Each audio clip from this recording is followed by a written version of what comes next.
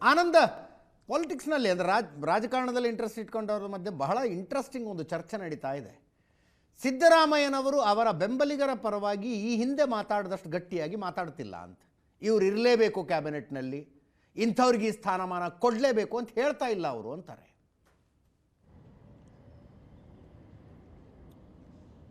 S, ಕಳೆದ 1 ವರ್ಷದ ಅವಧಿಯಲ್ಲಿ ಮುಖ್ಯಮಂತ್ರಿ ಆಗಿದ್ದಂಥ ಸಿದ್ದರಾಮಯ್ಯರ ಪರವಾಗಿ ಯಾರ್ಯಾರು ಎಷ್ಟು ಮಾತಾಡಿದರು ಮತ್ತು ಯಾವ ರೀತಿಯಾಗಿರ್ತಕ್ಕಂಥ ಲಾಬಿ ಮಾಡಿದ್ರು, ಸಂಕಷ್ಟದ ಪರಿಸ್ಥಿತಿಗಳಲ್ಲಿ ಅವರ ರಿಯಾಕ್ಷನ್ಗಳು ಹೇಗಿತ್ತು ಮತ್ತು ಪ್ರತ್ಯಕ್ಷವಾಗಿ ಪರೋಕ್ಷವಾಗಿ ಅವರ ಒಟ್ಟಾರೆ ತೆರೆ ಹಿಂದೆ ನಡೆದಿರ್ತಕ್ಕಂಥ ಡೆವಲಪ್ಮೆಂಟ್ ಬಗ್ಗೆ ಸಿದ್ದರಾಮಯ್ಯರಿಗೆ ಬಹಳ ಸ್ಪಷ್ಟವಾದ ಅರಿವಿದೆ. ಅದು ಮೂಡಾ ಪ್ರಕರಣದ ಬಹಳ ಸ್ಪಷ್ಟವಾಗಿ ಸಿದ್ದರಾಮಯ್ಯರಿಗೆ ಗೊತ್ತಾಗಿತ್ತು. ಅಂದರೆ ಮೂಡಾ ಪ್ರಕರಣ ಬೆಳಕಿಗೆ ಬರ್ತಿದ್ದ ಹಾಗೇನೆ ಮೂಡಾ ಪ್ರಕರಣದ ಹಿಂದಿರ್ತಕ್ಕಂಥ ವ್ಯಕ್ತಿ ಯಾರು, ಶಕ್ತಿ ಯಾರು, ಎಲ್ಲೆಲ್ಲಿ ಸಭೆಗಳಾಯಿತು, ಆ ಸಂದರ್ಭದಲ್ಲಿ ಮುಖ್ಯಮಂತ್ರಿಯ ಬದಲಾವಣೆಯ ಚರ್ಚೆ ಬಂದಾಗ ಯಾರು ಯಾವ ಕ್ಯಾಂಪಲ್ಲಿ ಗುರುಸ್ಕೊಳ್ತಕ್ಕಂಥ ಪ್ರಯತ್ನಗಳನ್ನು ಮಾಡಿದ್ರು. ತಮ್ಮೊಂದಿಗಿದ್ದ ಸತೀಶ್ ಜಾರಕಿಹೊಳಿ ಅವರು ನಂತರದಲ್ಲಿ ಅಂತರ ಕಾಪಾಡಿಕೊಂಡ್ರು, ಗೆಳೆತನ ಮುಂದುವರಿಸ್ಕೊಂಡು ಅಂತರವನ್ನು ಕಾಪಾಡಿಕೊಂಡಿರ್ತಕ್ಕಂಥದ್ದು. KPCC ಅಧ್ಯಕ್ಷರಾಗಿದ್ದಂಥ ಈಗ ಆಗಿರ್ತಕ್ಕಂಥ DK ಶಿವಕುಮಾರ್ ಜೊತೆ ಅವರ ಸಂಬಂಧಗಳು, ತಡರಾತ್ರಿಯ ಸಭೆಗಳು, ಎಲ್ಲದರ ಬಗ್ಗೆಯೂ ಕೂಡ ಸಿದ್ದರಾಮಯ್ಯ ಬಹಳ ಸ್ಪಷ್ಟವಾಗಿ ಅರಿವಿದೆ. ಅಂದರೆ 2023ರಲ್ಲಿ ಆರಂಭಿಕವಾಗಿ ಮುಖ್ಯಮಂತ್ರಿ ಆದ ಸಂದರ್ಭದಲ್ಲಿ ಸಿದ್ದರಾಮಯ್ಯರಿಗೆ ಜೊತೆಗಿದ್ದಂಥ ನಾಯಕರ ನಂತರದ ವರ್ತನೆಗಳು, ನಂತರದ ಅವರ ರಾಜಕೀಯವಾಗಿರ್ತಕ್ಕಂಥ ಅವಕಾಶಗಳನ್ನು ಪಡೆಯುವ ನಿಟ್ಟಿನಲ್ಲಿ ಅವರು ಮಾಡಿರ್ತಕ್ಕಂಥ ಕೆಲವೊಂದಷ್ಟು ಕ್ರಮಗಳ ಬಗ್ಗೆ ಅವರದೇ ಆಗಿರ್ತಕ್ಕಂಥ ಸೋರ್ಸಲ್ಲಿ ಮಾಹಿತಿಗಳನ್ನು ಪಡ್ಕೊಂಡಿದ್ದಾರೆ. ಬಹಳ ಸ್ಪಷ್ಟವಾಗಿ ನಾವು ಗಮನಿಸಬಹುದು, ಯಾರ್ಯಾರು ಅವರ ಆಪ್ತರು ಅನ್ಸ್ಕೊಂಡಿರ್ತಕ್ಕಂಥ ಮಾಧ್ಯಮಗಳಲ್ಲಿ ಬಿಂಬಿತ ಆಗಿರ್ತಕ್ಕಂಥ ಎಲ್ಲ ವ್ಯಕ್ತಿಗಳ ಬಗ್ಗೆಯೂ ಕೂಡ ಅವ್ರಿಗೆ ಅವ್ರದೇ ಆಗಿರ್ತಕ್ಕಂಥ ಕೆಲವೊಂದು ರಿಸರ್ವೇಷನ್ ಇತ್ತು ಅಂತಕ್ಕಂಥದ್ದು ಇತ್ತೀಚೆಗೆ ಬರ್ತಾ ಇರುವಂಥ ಮಾಹಿತಿ. ಮತ್ತು ನಾವು ಅವರೊಂದಿಗಿದ್ದೇವೆ ಅಂತ ಹೇಳಿ ಬಹಿರಂಗವಾಗಿ ಮಾಧ್ಯಮಗಳನ್ನು ಮಾತಾಡಿದಂಥ ವ್ಯಕ್ತಿಗಳು ಕೂಡ ತೆರೆ ಹಿಂದೆಯೂ ಕೂಡ ಅವರ ವಿರುದ್ಧ ನೆಗೆಟಿವ್ ಆಗಿರ್ತಕ್ಕಂಥ ಕ್ರಮಗಳನ್ನು ತೆಗೆದುಕೊಂಡಿದ್ರು, ಆ್ಯಕ್ಟ್ ಮಾಡಿದ್ರು ಅಂತಕ್ಕಂಥದ್ದು ಕೂಡ ಎಲ್ಲರಿಗೂ ಕೂಡ ಗೊತ್ತಿರಿಸುತ್ತೆ. ಹಾಗಾಗಿ ಈಗ ಅಷ್ಟು ಭಾಳ ಕ್ಲೋಸ್ ಆಗಿ ಅವರ ಪರವಾಗಿ ಗಟ್ಟಿ ನಿಲುವುಗಳನ್ನು, ಗಟ್ಟಿ ಧ್ವನಿಯನ್ನು ಮೊಳಗಿಸ್ತಕ್ಕಂಥ ಪ್ರಯತ್ನವನ್ನು ಸಿದ್ದರಾಮಯ್ಯ ಮಾಡ್ತಾ ಇಲ್ಲ ಅಂತಕ್ಕಂಥದ್ದು ಭಾಳ ಸ್ಪಷ್ಟ. ಎಸ್, ಮುಂದೆ ಹಾಗಿದ್ರೆ ಇವರ ಮಾರ್ಗ, ಇವರು ಹೈಕಮಾಂಡನ್ನು ಹಿಡ್ಕೊಂಡು ಹೋಗಿಯೇ ಕ್ಯಾಬಿನೆಟ್ನಲ್ಲಿ ಇರಬೇಕಾ? ಸಿದ್ದರಾಮಯ್ಯನವರ ಆಪ್ತವಲಯ ಅಂತ ಗುರುತಿಸಿಕೊಂಡವರು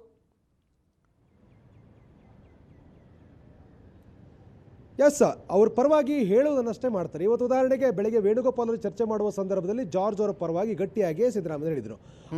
ಅವರ ಕ್ಷೇತ್ರವನ್ನು ಮಗರಿ ಬಿಟ್ಟುಕೊಡ್ತಾರೆ, DK ಶಿವಕುಮಾರ್ ಸಂಪುಟದಲ್ಲಿ ಇರಲಿಕ್ಕೆ ಇಷ್ಟಪಡ್ತಾ ಇಲ್ಲ, ಹಾಗಾಗಿ ಅವರು ರಾಜ್ಯಸಭೆ ಬರಲಿಕ್ಕೆ ಒಂದು ಇಷ್ಟಪಟ್ಟಿದ್ದಾರೆ, ಹಾಗಾಗಿ ಅವ್ರಿಗೆ ಒಂದು ಅವಕಾಶ ಮಾಡಿಕೊಡಿ ಅಂತಕ್ಕಂಥ ವೇಣುಗೋಪಾಲ್ ಅವ್ರಿಗೆ ಹೇಳಿದ್ದಾರೆ.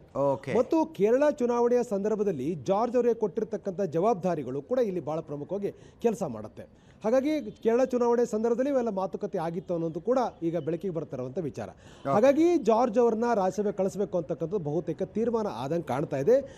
ಅಂತಿಮವಾಗಿ 3 ಜನರಲ್ಲಿ ಜಾರ್ಜ್ ಅವರು ಇರ್ತಾರೆ ಅಂತಕ್ಕಂಥದ್ದು ಮತ್ತು ಅವರ ಕ್ಷೇತ್ರವನ್ನು ಮಗನಿಗೆ ಬಿಟ್ಟುಕೊಡಬೇಕು ಅಂತಕ್ಕಂಥದ್ದು ಈಗಾಗಲೇ ನಿರ್ಧಾರ ಆಗಿದೆ ಅನ್ನುವಂಥದ್ದು. ಆದರೆ ಜಾರ್ಜ್ ಅವರ ವಿಚಾರದಲ್ಲಿ ಸಿದ್ದರಾಮಯ್ಯ ಎಷ್ಟು ಗಟ್ಟಿಯಾಗಿ ಹೇಳಿದ್ರು, ಉಳಿದಿರ್ತಕ್ಕಂಥ ವಿಚಾರದಲ್ಲಿ ಗಟ್ಟಿಯಾಗಿ ಹೇಳಿದಾಗ ಆಗುವಂಥ ಪರಿಣಾಮಗಳು ಸ್ವತಃ ಅವರ ಆಪ್ತರಿಗೆ ಆಗತ್ತೆ ಅಂತಕ್ಕಂಥದ್ದು ಸಿದ್ದರಾಮಯ್ಯರಿಗೆ ಮನವರಿಕೆ ಆಗಿದೆ. ಹಾಗಾಗಿ ಕಳೆದ 3-4 ದಿನಗಳಲ್ಲಿ ಅವ್ರಿಗೆ ಆಗಿರ್ತಕ್ಕಂಥ ಅನುಭವದ ಆಧಾರದ ಮೇಲೆ ಕೆಲವೊಂದಷ್ಟು ಸ್ಟ್ರಾಟಜಿಗಳನ್ನು ಅವ್ರು ಮಾಡ್ತಾ ಇರುವಂಥ ಮಾಹಿತಿಗಳೇ ಈಗಿರುವಂಥದ್ದು.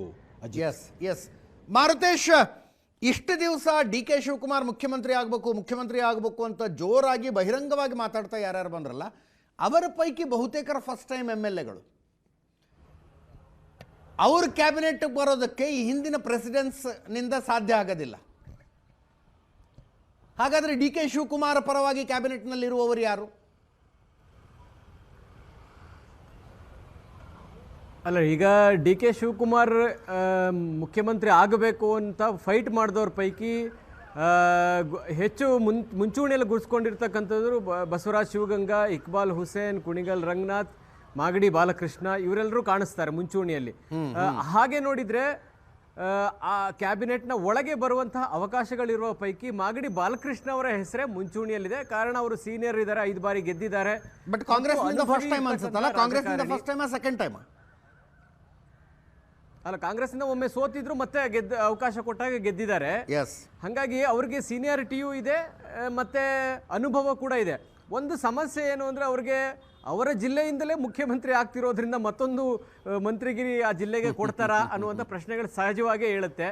ಕೊಡ್ತಾರಾ ಇಲ್ವಾ, ಅಥವಾ DK ಶಿವಕುಮಾರ್ ಅವರ ಹೆಸರನ್ನ ಎಷ್ಟು ಪುಷ್ ಮಾಡಿ ತೆಗೆದುಕೊಳ್ತಾರೆ? ಯಾಕಂದರೆ ಬಾಲಕೃಷ್ಣ ಅವರ ನೇತೃತ್ವದಲ್ಲಿ ದೆಹಲಿಗೆ ಶಾಸಕರು ಹೋಗಿ DK ಶಿವಕುಮಾರ್ ಅವ್ರನ್ನ ಮುಖ್ಯಮಂತ್ರಿ ಮಾಡಬೇಕು ಅಂತೇಳಿ ಒತ್ತಾಯವನ್ನು ಮಾಡಿದರು. ಆದರೂ ಕೂಡ ಸಿದ್ದರಾಮಯ್ಯ ಅಂತ ನಾಯಕರ ವಿರುದ್ಧ ನಿಂತ್ಕೊಂಡು DK ಶಿವಕುಮಾರ್ ಅವ್ರಿಗೆ ಪರವಾಗಿ ಮಾತನಾಡುವಂಥದ್ದು, ಆ ಧೈರ್ಯ ಮಾಡೋದು ಕೂಡ ಕಷ್ಟ. ಯಾಕೆಂದರೆ ಅದು ನಾಳೆ ತಮ್ಮ ಕ್ಷೇತ್ರಗಳ ಮೇಲೂ ಕೂಡ ಇಂಪ್ಯಾಕ್ಟ್ ಮಾಡುವಂತಹ ಸಾಧ್ಯತೆಗಳು ಜಾಸ್ತಿ ಇದ್ದಾವೆ.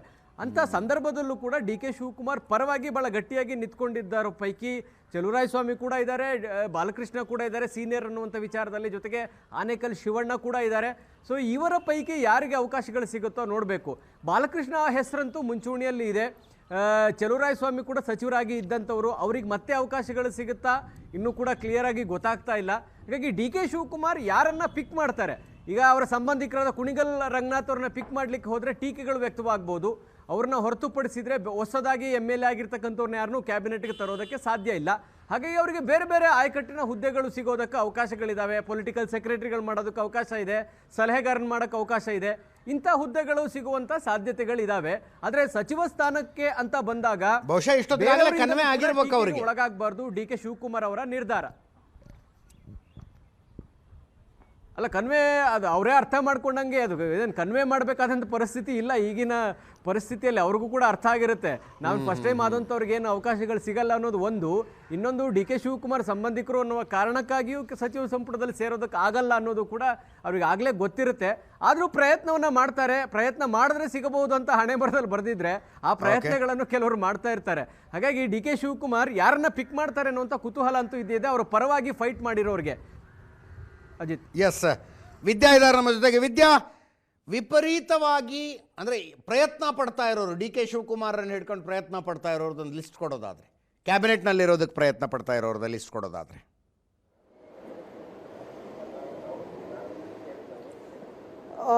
ನಾರ್ಮಲ್ ಆಗಿ ಎಲ್ಲರೂ ಕೂಡ ಡಿ ಕೆ ಶಿವಕುಮಾರ್ ಅವರ ಜೊತೆ ಎಲ್ಲರೂ ಕೂಡ ಚೆನ್ನಾಗಿದ್ರು. ಮೇಲ್ನೋಟಕ್ಕೆ ಅವರು ಚೆನ್ನಾಗಿದ್ದೀವಿ ಅಂತ ತೋರಿಸ್ಕೊಂಡ್ರು ಕೂಡ ಬೇರೆ ಬೇರೆ ಕ್ಯಾಂಪ್ನಲ್ಲಿ ಗುರುತಿಸ್ಕೊಂಡಿದ್ರು. ಆದರೆ ಡಿ ಕೆ ಶಿವಕುಮಾರ್ ಅವರೇ CM ಆಗಿ ಪ್ರಮಾಣ ವಚನವನ್ನ ಸ್ವೀಕಾರ ಮಾಡ್ತಾರೆ ಅನ್ನುವಂಥದ್ದು ಗೊತ್ತಾದ ತಕ್ಷಣ ಸಾಕಷ್ಟು ಜನ ಡಿ ಕೆ ಶಿವಕುಮಾರ್ ಅವರ ಮನೆಗೆ ನಿನ್ನೆಯಿಂದಲೂ ಕೂಡ ಭೇಟಿಯನ್ನ ನೀಡ್ತಾ ಇದ್ದಾರೆ. ಅದರಲ್ಲಿ ಮುಂಚೂಣಿಯಲ್ಲಿ ಬೇಳೂರು ಗೋಪಾಲಕೃಷ್ಣ ಅವರು ಕೂಡ ಇವತ್ತು ಮಾತನಾಡಬೇಕಾದ್ರೆ ಹೇಳಿದ್ರು, ಡಿ ಕೆ ಶಿವಕುಮಾರ್ ಅವರು ನನಗೆ ಸಚಿವ ಸಂಪುಟದಲ್ಲಿ ಸೇರ್ಪಡೆ ಆಗ್ತೀಯಾ ನೀನು ಅಂತ ಹೇಳಿ ಕಳೆದ ಬಾರಿಯೇ ಹೇಳಿದ್ರು. ಸೊ ಈ ಕಾರಣಕ್ಕಾಗಿ ಅವರ ಕ್ಯಾಬಿನೆಟ್ ನಲ್ಲಿ ನನ್ನನ್ನ ಸೇರಿಸ್ಕೊಳ್ತಾರೆ ಅನ್ನುವಂತಹ ಮಾತನ್ನ ಮಾತನಾಡಬೇಕಾದ್ರೆ ಬೇಳೂರು ಗೋಪಾಲಕೃಷ್ಣ ಅವರೇ ಹೇಳ್ತಾ ಇದ್ರು. ಅದರಲ್ಲೂ ಮುಖ್ಯವಾಗಿ ಮಾರುತೇಶ್ ಅವರು ಹೇಳದಂತೆ ಡಿ ಕೆ ಶಿವಕುಮಾರ್ ಅವರ ಪರವಾಗಿ ಅವರು CM ಆಗಲೇಬೇಕು ಅನ್ನುವಂಥ ನಿಟ್ಟಿನಲ್ಲಿ ಮಾತನಾಡಿದಂತಹ ಬಾಲಕೃಷ್ಣ ಅವರು ಕೂಡ ಸಚಿವ ಸಂಪುಟದಲ್ಲಿ ಸೇರಬೇಕು ಅಂತ ಹೇಳಿ ಅವರು ಕೂಡ ಉತ್ಸುಕರಾಗಿದ್ದಾರೆ.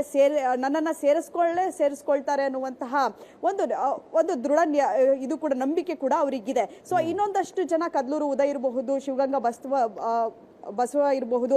ಸೊ ಸಾಕಷ್ಟು ಜನರಿಗೆ ಅವರು ಫಸ್ಟ್ ಟೈಮ್ ಗೆದ್ದಿರುವಂತಹ ಕಾರಣಕ್ಕಾಗಿ ಯಾರಿಗೂ ಕೂಡ ಸಚಿವ ಸಂಪುಟದಲ್ಲಿ ಸ್ಥಾನ ಸಿಗಲ್ಲ ಅನ್ನುವಂಥದ್ದು ಗೊತ್ತಿದೆ. ಆದರೂ ಕೂಡ ಯಾವುದಾದ್ರೂ ಒಂದು ಉನ್ನತ ಸ್ಥಾನವನ್ನ ಡಿ ಕೆ ಶಿವಕುಮಾರ್ ಅವರು ನಮಗೆ ಕೊಡಬಹುದು ಅನ್ನುವಂತಹ ನಿಟ್ಟಿನಲ್ಲಿ ಅವರು ನಿರೀಕ್ಷೆಗಳನ್ನ ಇಟ್ಕೊಂಡಿದ್ದಾರೆ. ಇನ್ನು ಬೇರೆ ಬೇರೆ ಹಿರಿಯ ಸಚಿವರಾಗಿದ್ದಂಥವ್ರು ಇರಬಹುದು, ಹಿರಿಯ ಶಾಸಕರು ಕೂಡ, ಅದರಲ್ಲೂ ಶಿವಲಿಂಗೇಗೌಡರು ಕೂಡ ಮೊನ್ನೆ ಮಾತನಾಡುವಂತ ಸಂದರ್ಭದಲ್ಲಿ ಸುವರ್ಣ ನ್ಯೂಸ್ ಜೊತೆ ಹೇಳ್ತಾ ಇದ್ರು, ನನ್ನನ್ನ ಕಾಂಗ್ರೆಸ್ ಪಕ್ಷಕ್ಕೆ ಕರೆದುಕೊಂಡು ಬಂದಿದ್ದೆ ಸಿದ್ದರಾಮಯ್ಯನವರು ಮತ್ತೆ ಡಿ ಕೆ ಶಿವಕುಮಾರ್ ಅವರು. ಈ ಕಾರಣಕ್ಕಾಗಿ ಡಿ ಕೆ ಶಿವಕುಮಾರ್ ಅವರು ಈ ಬಾರಿ ನನ್ನನ್ನ ಸಂಪುಟದಲ್ಲಿ ಸೇರಿಸ್ಕೊಳ್ತಾರೆ ಅನ್ನುವಂತ ಮಾತನ್ನ ಹೇಳ್ತಾ ಇದ್ರು. ಇದೇ ರೀತಿಯಾಗಿ ಲಿಸ್ಟ್ ನೋಡ್ತಾ ಹೋದ್ರೆ ಸಾಕಷ್ಟು ಜನ ಇದ್ದಾರೆ. ಈಗ ಮುನಿಯಪ್ಪ ಅವರು ಕೂಡ ಡಿ ಕೆ ಶಿವಕುಮಾರ್ ಅವರ ಜೊತೆಯಲ್ಲೇ ಓಡಾಟವನ್ನ ನಡೆಸ್ತಾ ಇದ್ದಾರೆ. ಲಾಸ್ಟ್ ಟೈಮ್ ಜಾರ್ಜ್ ಅವರ ಮನೆಯಲ್ಲಿ ನಡೆದಂತಹ ಸಭೆಯಲ್ಲೂ ಕೂಡ ಅವರು ಭಾಗಿಯಾಗಿದ್ರು. ಸೊ ಈ ರೀತಿಯಾಗಿ ಸಾಕಷ್ಟು ಜನರ ಲಿಸ್ಟ್ ಇದೆ. ಅವರ ಆಪ್ತರು ಕೂಡ ಒಂದು ಕಡೆ ಡಿ ಕೆ ಶಿವಕುಮಾರ್ ಅವರಿಗೆ ನಮ್ಮನ್ನ ಸೇರಿಸ್ಕೊಳ್ಳಿ ಅನ್ನುವಂತ ನಿಟ್ಟಿನಲ್ಲಿ ಮನವಿಯನ್ನ ಮಾಡಿದ್ದಾರೆ. ಆದ್ರೆ ಡಿ ಕೆ ಶಿವಕುಮಾರ್ ಅವರು ಯಾರಿಗೂ ಕೂಡ ರೆಡಿಯಾಗಿ ಅಂತ ಹೇಳದಂತೆ ಕಾಣ್ತಾ ಇಲ್ಲ. ನಾನು ಎಲ್ಲರ ಹೆಸರನ್ನ, ನನಗೆ ನೀವು ಯಾರ್ಯಾರು ಕೇಳಿದ್ರೆ ಅವರೆಲ್ಲರ ಹೆಸರನ್ನ ನಾನು ಹೈಕಮಾಂಡ್ ಮುಂದೆ ಇಡ್ತೀನಿ. ಹೈಕಮಾಂಡ್ ಏನ್ ಹೇಳುತ್ತೆ ಅನ್ನೋದ್ರ ಮೇಲೆ ಸಂಪುಟದಲ್ಲಿ ಸೇರಿಸ್ಕೊಳ್ಬೇಕಾ ಬೇಡ ಅನ್ನುವಂಥದ್ದು ನಿರ್ಧಾರ ಆಗುತ್ತೆ ಅನ್ನುವಂಥದ್ದನ್ನ ಡಿ ಕೆ ಶಿವಕುಮಾರ್ ಅವರು ಹೇಳಿದ್ದಾರೆ ಅಂತ ಹೇಳಿ ಸಾಕಷ್ಟು ಜನ ಶಾಸಕರು ಬೆಳಗಿನಿಂದ ಮಾತನಾಡುವಂತ ಸಂದರ್ಭದಲ್ಲಿ ಹೇಳ್ತಾನೆ ಇದ್ದಾರೆ. Ajit, yes, thank you so much Vidya, ನಿಮ್ಮೆಲ್ಲ ಮಾಹಿತಿಗೆ. ಡಿ ಕೆ ಶಿವಕುಮಾರ್ ಅವರು ನೀವು ಕ್ಯಾಬಿನೆಟ್ನಲ್ಲಿ ಇರ್ತೀರಿ ಅಂತ ಇಂಥವರಿಗೆ ನೀವಿದ್ದೇ ಇರ್ತೀರಿ ಅಂತ ಯಾರಿಗೂ ಹೇಳಿಲ್ಲ. ಬಟ್ ಕೆಲವರಿಗೆ ಡಿ ಕೆ ಶಿವಕುಮಾರ್ ಅವರ ಆಪ್ತ ವಲಯದಿಂದ ಫೋನ್ಗಳು ಹೋಗಿದ್ದಾವೆ, ಸಾರಿ ನಿಮಗೆ ಕ್ಯಾಬಿನೆಟ್ನಲ್ಲಿ ಅವಕಾಶ ಆಗ್ತಾ ಇಲ್ಲ, ಬೇರೆ ಏನಾದರೂ ಮಾಡೋಣ ಅಂತ.